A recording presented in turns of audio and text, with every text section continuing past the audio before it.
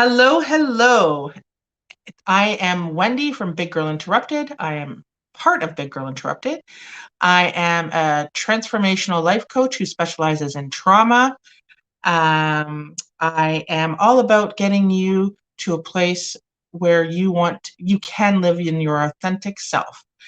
I'm going to let Hazel introduce herself. Hi, and welcome to the What's Interrupting Your Life show. I am Hazel, one of the founders of Big Girl Interrupted. I'm so excited that you are joining us for our live conversation today. If you are ready to show up in your business and make money moves, I'm your girl. I'm the business and life coach at Big Girl Interrupted.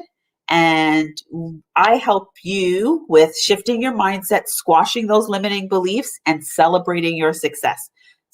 And I love working with entrepreneurs who are in the first 5 years of business. So don't worry, they may be a little bit of work, but I know you can do it and we can do it together.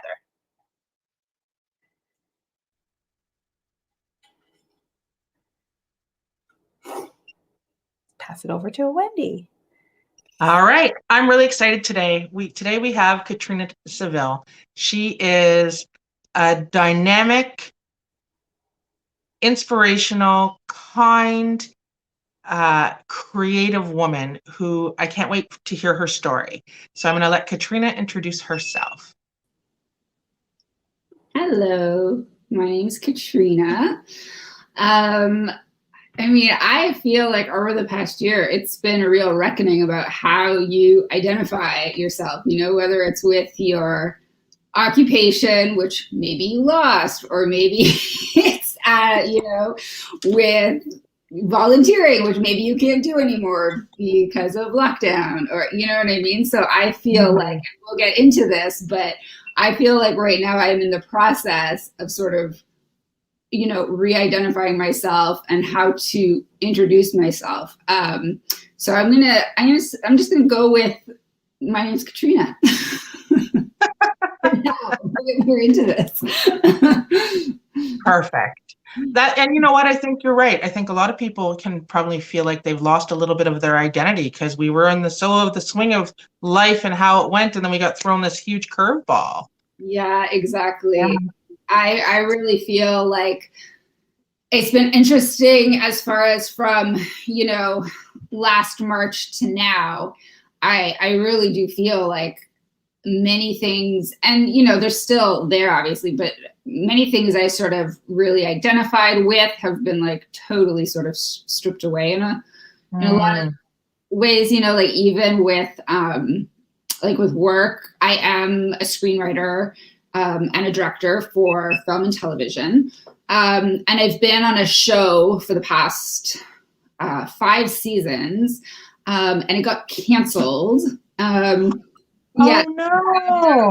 Like this year, that it got canceled. And then so, it's part of my industry. It is a freelance based, contract by contract kind of industry. So it's not that it's that uncommon, for something like that to happen and for you to be in between gigs. But, there was a sense of like family that I had with that show. And, obviously within a freelance nature, to have something as stable as a gig for, 4 years or so is, kind of, you can feel grounded in that when really there is everything is groundlessness in film and TV.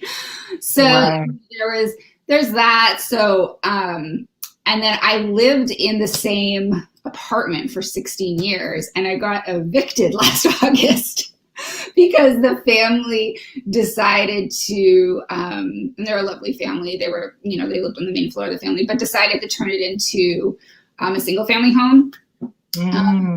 And so, and there was a part of my identity with that apartment and it was like very cute, and it was my little nest, and I'd done so much growing in that apartment, and like all my friends had seen me grow up, more or less within that apartment. So saying goodbye to that apartment as well was saying goodbye, I felt like, to a piece of me and to like a huge chapter in my life.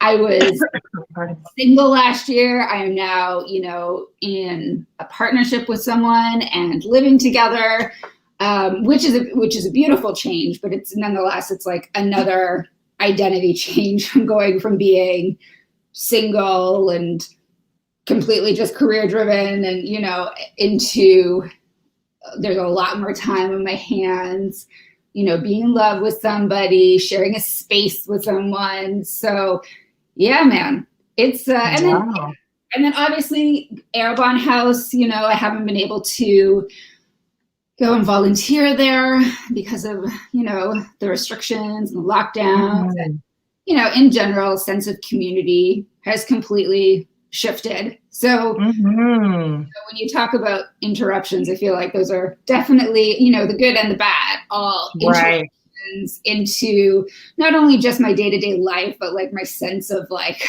self. Yeah. Right. Wow. Oh, I have needed to call you for a long time because there's a lot to catch up on. I know. And we're going to do it all here in the podcast. No. Yeah. So, losing, I think a lot of people will identify with the losing of your employment. Right. That's huge. Where are you with that now? Are you still? Yeah. So, I just found out like probably about a month ago, and as it goes, you never know from season to season. You always find out at the last minute if a show gets picked up for another season. I think we just had maybe a bit more, assurance because it was, the ratings were good. All signs pointed to another season, I guess. So it was like weird to sort of have that rug pulled out from underneath me, and for everybody else, the cast. But, having said that, it is a part of what I signed up for as, an artist, a freelance writer, director. So right now I am working on some of my own projects, which I didn't have the time to really, work on while I was working up until January, during COVID, during the lockdowns, which was, anxiety all in itself. But yeah. So yeah, now I'm trying as hard as I can, but it is a process for me to be just grateful for the time I have and the quiet time I have to work on my own stuff, but it's not, it's like I'm never as productive as I want to be ever. Yeah. So yeah, and then obviously, waiting for the opportunity of another gig to come up, which I've been in the industry long enough that I know something always does come up. It's just you have no control of when. So that's I live with it especially in the in-between moments, you live with a lot of uncertainty, which I think everyone can relate to at this point in the game. For sure. So so my next question would be jumping into, what our show is all about was what was or is interrupting your life. So if you had to pick, can we pick one thing that you want to focus on? Yeah, sure. I think in a less sort of, in more of a, I don't know what to call it, but like, the spiritual sense, it is maybe, what interrupts me the most is probably not trusting in the process enough or in the universe or, and then letting, the uncertainties like choke me in a way, where the anxiety can like really, it's really easy to fall down like a dark rabbit hole if you don't grab hold, and keep still and grounded and learn to like live with the questions, and be okay with, because I do have a,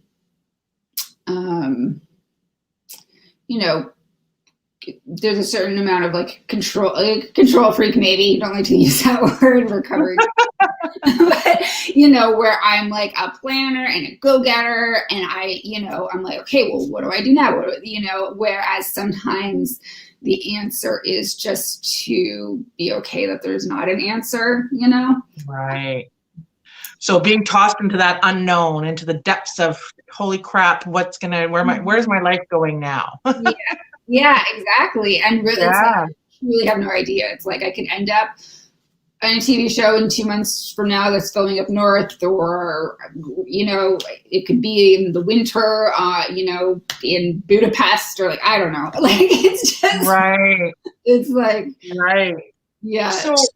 So when you're in that, so that's anxiety provoking for sure. I mean, you're constantly living in the gray zone. Yeah. Oh yeah. How do you deal with that anxiety? What is it? How do you deal with it?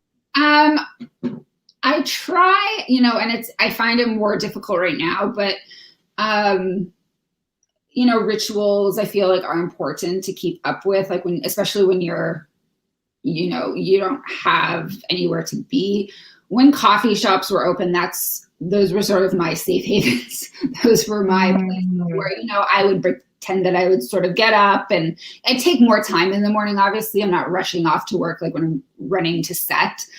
So I'd have more time in the morning for me, more, you know, whatever my ritual is usually, you know, get a coffee, maybe some exercise or movement, maybe not, maybe, you know, read the paper of the coffee or something like that, and then go to the coffee shop where I would not, or try my hardest not to turn on the internet, and just like, you know, be in the buzzing presence of other people, and try and get work done, you know, for 4 or 5 hours. And then, you know, so it was like this, at least this ritual that I could get into. And I try very hard to get into these rituals, you know, kind of during lockdown and, you know, stuck in our condo, but like I find it way more difficult to like, to really get a schedule, keep a schedule anyways. You know, I could have like two good 3 good days in a row, and then it like all falls to shit. I think a lot of people will resonate with that, myself included. Yeah. Myself included. So where are you in terms of dealing with that now? Like, are you recognize that that's a great thing? You know, when knowledge is power, when we see what's happening, we can try to pivot a little bit. And you just like, I mean, all this is kind of new to you. You just kind of figured out that this isn't happening for you anymore. So where are you going to go? What's going to happen now? What are you going to move on to? How are you going to manage this? Yeah. I mean, I will say that, it's a great thing that it's like nice out. I do feel like, you know, the weather helps me. I don't know that I like diagnostically have seasonal depression, but like I feel like maybe I do, you know, or I like definitely go into like a bit more of like a cocoon or like hibernation during the winter months. So spring and like summer being close, it is easier for me to, you know, get up a bit earlier at least, and just try, you know, I think the biggest thing for me that I'm noticing, and even though I hate to admit it, it's like, you know, I gotta just literally turn off my phone and unplug my internet to like get some stuff done, because it's like so easy for me to lose, you know, you go to click, like, especially if I'm writing, I had to get into the habit of like, you know, sometimes you come across things where you just need to look something up quickly. Like, I can't think of it. If you want to name a character, you know, some type of ethnic name, and you're like, okay, I'm just going to go look at this for up these names or something like that. And then you can get lost in the internet for like, you know, an hour, just like looking at or something. And so I have to be like really strict around myself. So then I started just writing down the questions that I come across in the scripts that I maybe want to look up, or some historical event, and, you know, just little things like that. I'm like, okay, I gotta like not I have to do all this at the end and just be okay with like putting in brackets like TK, TK, TK, which is like our writers like, I'll figure it out later, you know? Right. So it's a little bit of a head planning, going in with the game plan of, I know that the internet is not the best place for me to be hanging out right now. And I feel that because I'm into TikTok, and let me tell you. Yeah, you get lost. You call it the rabbit hole, right? You just go and it's, so your life has had a lot of changes in the last year and a bit. Yeah. What is your favorite change that's happened since this year? Oh, probably partnering up with somebody, you know, in the midst of this, and you know, I think it was the timing of what had happened, because we had met, you know, last year during, you know, the start of all of this and the thick of it. And I think in a weird way, it let me, not that I wasn't pursuing relationships before. I feel like I always tried to make time for them anyways, but I feel like there was just more time to like lay out a foundation with somebody. Mm.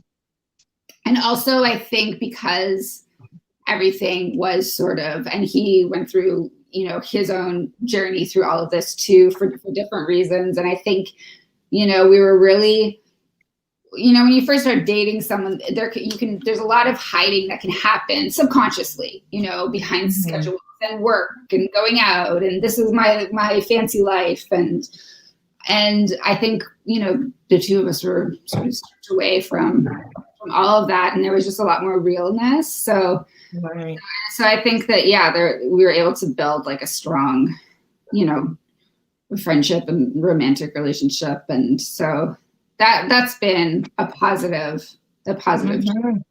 Yeah, I love that. And I think that is something to really think about, because I know, you know, during this time we really tend to focus on what it's taking from us. And Hazel and I, this is a theme that we talk about often, and that's, you know, we've been given the gift of time, essentially. And it is the way you think about things, right? Nobody had the time to slow down for years and years and years. And maybe we don't like it that much, but it's given people time to focus on themselves. It's given people time to change direction. So that's a great point. And it's a great point because you're right. You probably wouldn't have had the time to really cut out all the crap and just say, okay, I got to look at you for the next 24 hours a day. I know. It's really true. Yeah. And just there was just deeper conversations, I feel, going around in all facets, you know, with my friends, with my family.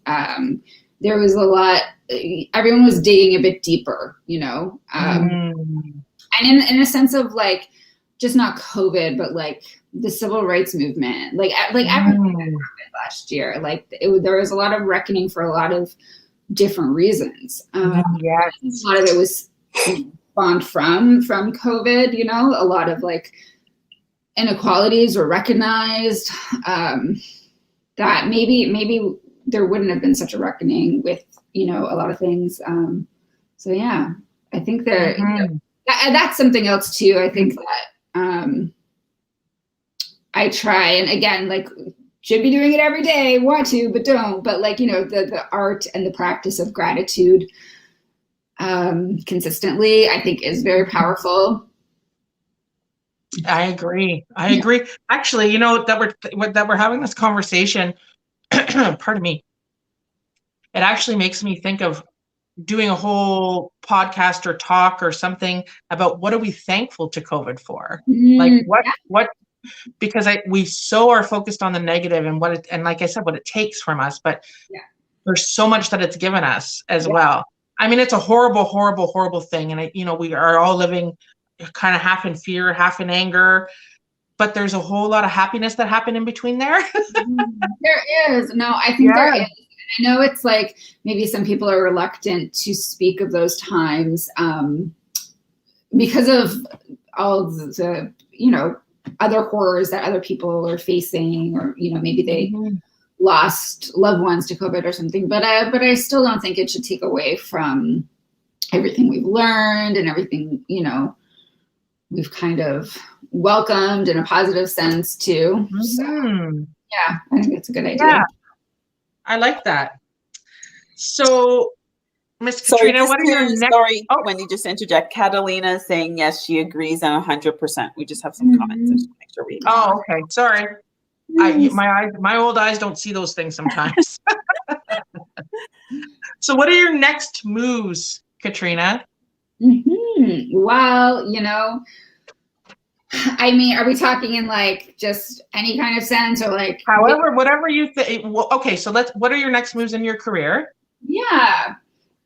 I mean, you know, I really want to concentrate on, because as you know, it's what's called in my industry like a staff writer. So it's, you know, you work on other people's shows and your job is sort of to write in what's called their voice, and I love that, and I've loved all the shows I've worked on and learned so much, but I really want to sort of take the next steps to try and create my own shows. And, you know, I've done that a little bit on and off, you know, over the years, but would like to put more, you know, thought and energy into creating some original material. Right. Yeah. And what are your next moves in your in this new relationship? Are you just gonna? Do you guys have plans to get married? I don't know about.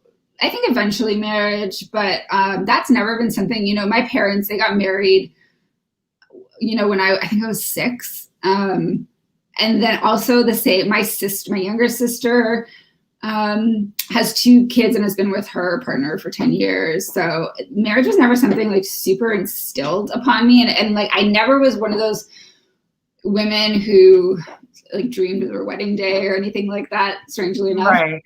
And it's not that I'm opposed to it or like celebrating your love or anything like that. But I think probably, you know, looking, you know, at starting a family, maybe it would come first for me. Right. So yeah, that's how I did it too. Yeah. I don't know if I should have. I just wanted to give a shout out to one of the pieces of work that you've done, and I hope that that's okay. Of course. And that was I Beat Up My Rapist. Yes, and you guys came out to see it at the Canadian Film Fest, so thank you for that. So sweet. Yes, and it was fantastic.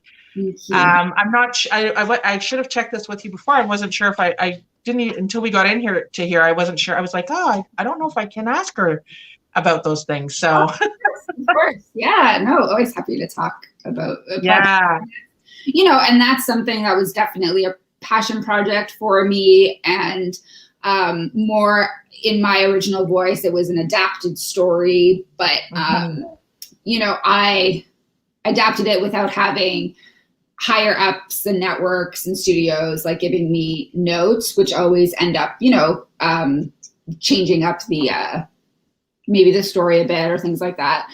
So right. It really did feel like I was able to, you know, birth something in a sort of sense that was, you know, more in my voice specifically. Right. I think it's an interesting thing because I think, you know, people that aren't in that industry wouldn't understand. Like, you know, when I think about somebody writing a TV show or something, I just figure, you know, you all sit in a round room and you all kind of write, or I didn't even really know until I met you. And that, you know, whatever you write is just greatness, and, you know, maybe it gets edited a little bit, but I never thought of it in terms of how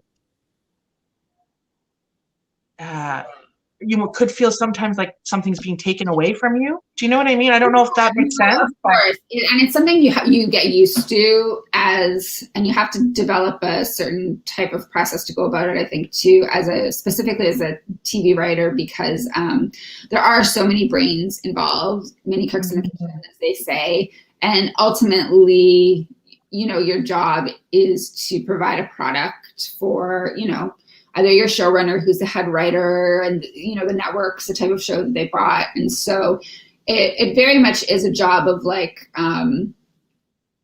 you know, you get notes on all of your drafts. So there is an art to figuring out how to take notes and decipher notes and rewrite, you know? So it's a job that requires a certain type of thick skin because you're constantly given notes, which in other industries, we don't use the word so much, but you know, your work is criticized every day.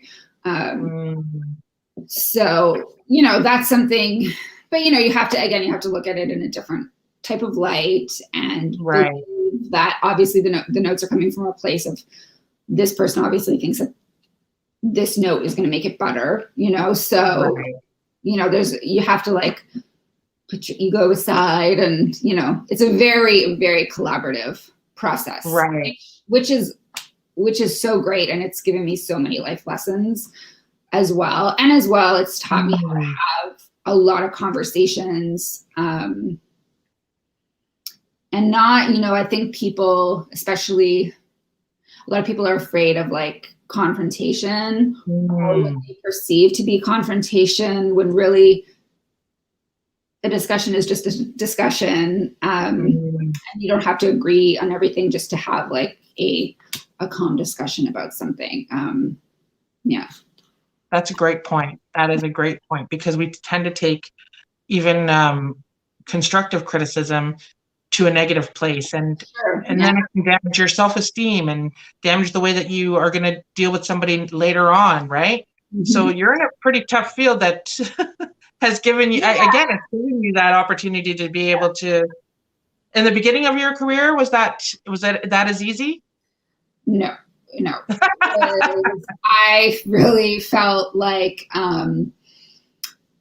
and I had to learn to take, you know, the validation and the criticism and put them both in the same box, you know, because I felt like I would have these reactions that were like extreme in both instances, where like I would cry, you know, at home after I get like notes sometimes, or I'd be like so elated to a point of like happy tears because, you know, my work was validated, but, you know, so that was a dangerous place to live in, I feel. And it's still hard to control that. I mean, you know, it's like anything in life, right? Somebody's like giving you compliments constantly. I'm sure it's going to make you feel good. And then if someone's like throwing, you know, negative comments your way, like that's obviously going to affect you too. And it's like a matter of like, of, you know, not really so much a shield, but I think a deep understanding of like your own beliefs, your own opinions, you know, understanding that other people are entitled to their own beliefs and opinions, and learning how to have a conversation about it, which I feel is like really important nowadays because I feel like the world is becoming like so divided on topic, and where we're only like hanging out with people who agree with all the things we believe or value, and I think that that's really dangerous too. Agreed. That's actually a really great point to bring up. I agree with that 100%. Yeah. So go out and talk to somebody that you totally are on different sides of the park with. Yeah, I mean, with the understanding that you can, you know, we can agree to disagree. You and I don't have to have the same ideas about something 100%. We can still be friends. Right. Yeah. And it's, you know, the current times have broken up a lot of friendships, families even. Yeah. And that's sad. And that's, for me, that's communication. That's a communication thing, 100%, right? That nothing's all my way or no way. We can't live like that. I see that Catalina asked the question, how do you take the emotions out of it? You know, like, I don't think that that's always even possible. I mean, I know for me, like, there are definitely conversations I've had where my pulse is rising. I feel uncomfortable, but I think, you know, that's when you know that maybe you're digging a bit deeper. And I don't know, maybe it's just okay to be like I'm feeling emotional about this. I need it, you know, I just want to put that out there to air, you know, or I don't know, like, I think that certain topics, especially, how do you take emotions out of things, right? Yeah, I don't know. I think it's like, depending on what you're talking about, obviously, too, it's, well, I think there's a difference between feeling emotional and acting out emotionally, taking that emotion and now translating it into your actions. You have to put a step in between, really, I guess, right? Yeah. Like anytime that you're going to feel like there's a bit of a confrontation, it makes your body's naturally reacting. There's no stopping that, but you can stop in reacting to it in a way that's not going to be beneficial for anybody.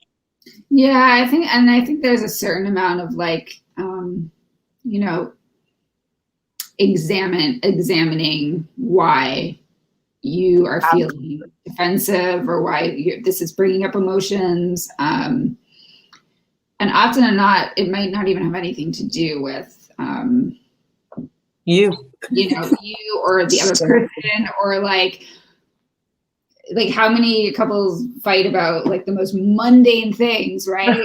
Nothing to do with the dishes or the not making the bed or all that other, like, you know, all that crap. Like when really, you know, it's really often about like not feeling seen or heard, or, right. or you know, like you have a voice, or yeah. Perfect. So where can people find you, Katrina?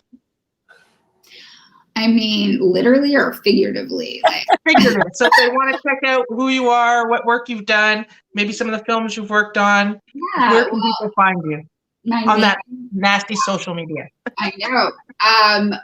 All of my handles are my full name, Katrina Savelle, and I'm on Instagram and Twitter.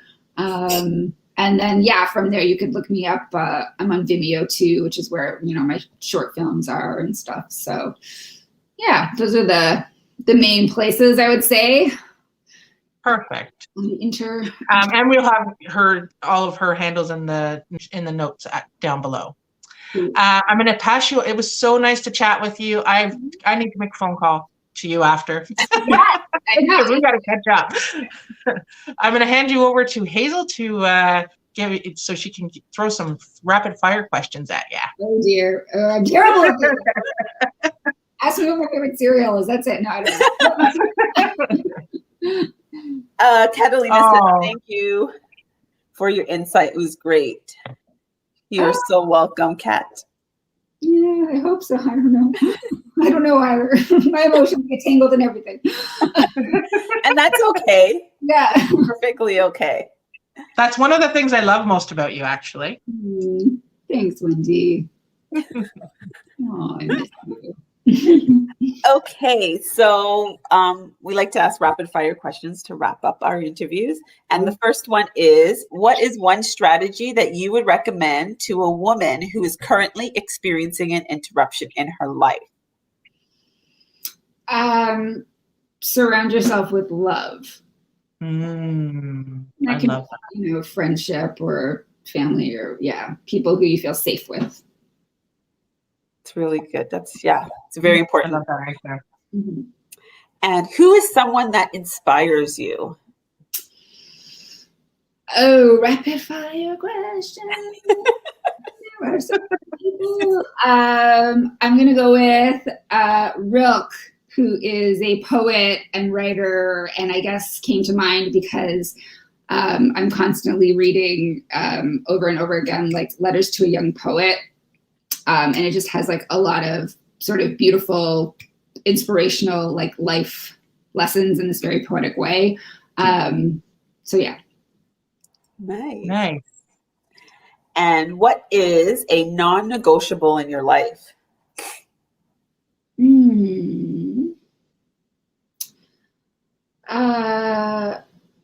Any type of violence? Yeah. Yeah. Emotional, physical, like, yeah. with me or anybody that I love, you know? Yeah, I don't know. Animals, I don't know. Yeah, no, that makes total sense. Yeah. Yeah. And last but not least, where is your favorite place to travel to? Namibia. Yeah. Oh, where's that?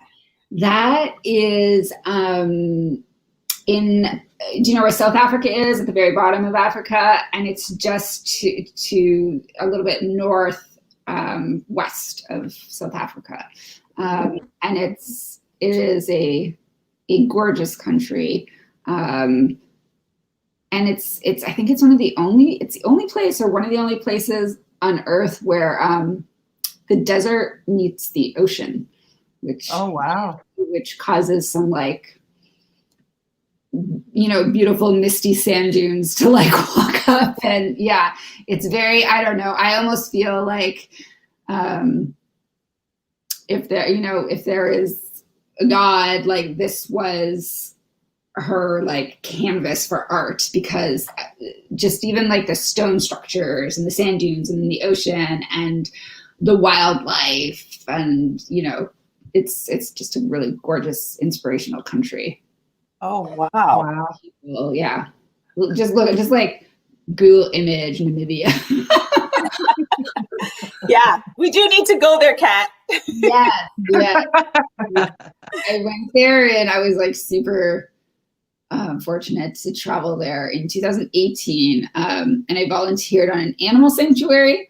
So I was, living in a tent in the African bush, just taking care of baboons and cheetahs. And anyways, it was wild. Yeah. Wow. Mm-hmm. Yes, we could do a whole thing on just places that Katrina's been. Oh, that's another thing that I should have mentioned. That was a huge part of my identity too, was traveling, and that was obviously stripped. This is the longest in my adult life that I've gone without being on a plane. I'm sure for most other people too at this point, but yeah. Wow. Yeah.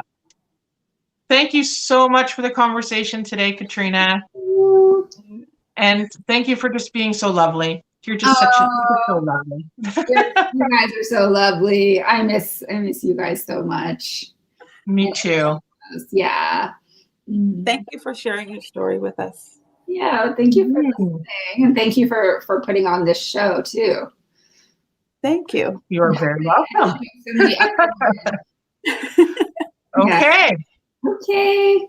So we will see you next week on What's Interrupting Your Life. And if you would like to be a guest, please DM us. We would love to hear from you and hear your story. Mm-hmm.